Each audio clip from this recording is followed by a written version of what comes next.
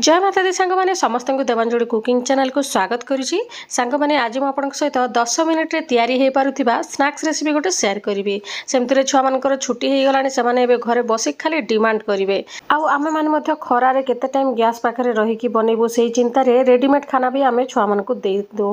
किंतु आज मुझे एमती गोटे रेसिपी आप सहित शेयर करी जमी आप पूरा कम समय आउ कम जिनस या बनई पारे। जमीक एठी मुझे चाउल चाउल गोटे कप खंडे नहीं ताकू 2 ରୁ 3 घंटा बतुरे नहीं आप जो चाउल भी नहीं पारे माने उषुना अरुआ जहाँ पाइबे ताहा नेबे। घरे जो प्रकार चाउल आप खाऊँ से ही प्रकार चाउल को आप नेबे किसी असुविधा नहीं।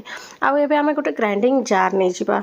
ग्राइंडिंग जार मु सबुतक चाउल दे देइछि आउ याकू अल्प टिके ही पानी देकी याकू ग्राइंड करिबा।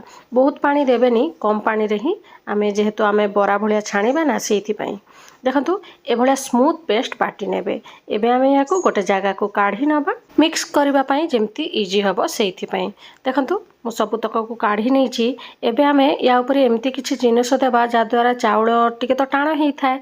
चाउलर पेस्ट को आमे केमती स्मूथ करबा से हिसाब रे आमे एथिरे आलू नहीं जिबा। सेमती छुआ मान तो आलू बहुत पसंद समस्त छुआ को आलू पसंद एटा माने समस्ते जानिचंती। एठी मु सिझा आलू 3टा नैछि आउ ताकू ए भलिया ग्रेटर रे एमती दली देकी दौची। एमती घसिकी देले कौन हुए ना माने बिंडा रही न थाए आउ आमे जेमती चाहूची सेमती पेस्ट बनै परिबा सेइति पई आपण हाथ भी चकटी पारिबे किंतु बिंडा न रहिबा उचित। तापर मु एथिरे किछि रसुण को मध्य काटिके छोट छोट करके देइछि। तापर टिके चिली फ्लेक्स देइछि आपण चाहिले स्किप करि पारबे किछि असुविधा नै किंबा चिली फ्लेक्स जदि नाही ताले आपण लंका गुंड मध्य देइ पारबे। तापर एथिरे मु टिके जीरा देइ देइछि तापर स्वाद अनुसार लूण देइ देइछि आउ अल्प टिके सोडा मध्य देइ देइछि ता द्वारा भलसे फुलिबो बराटा। तापर एथिरे मु देइ देइछि टिके भृसंग पत्र आउ धनिया पत्र ता द्वारा मध्य फ्लेवरटा बहुत भल हबो। तापर आमे एई सब को भल भाबरे टिके मिक्स करि नबा।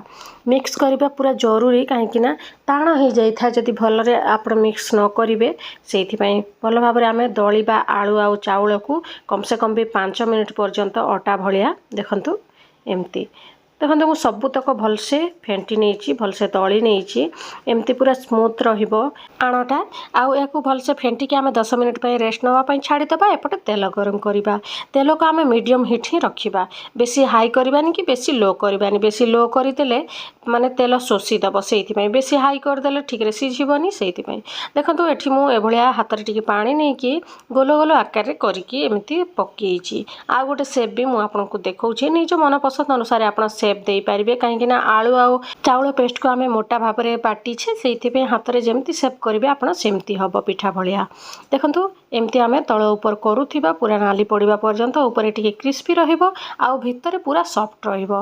देखंतु टिके नाली पड़ी आसिले आमे याकू काढी नबा आउ याकू आपण टमाटो सॉस चटणी सबुथिरे खाई परिबे। मु आउ गोटे आपनको ए भलिया गोटे शेप देकी देखौची देखंतु ए भलिया लंबा लंबा गोल गोल भी करिवे। छुआ मानकू जेते शेप करिकि देबे से माने सेते पसंद करिकि खाइबे।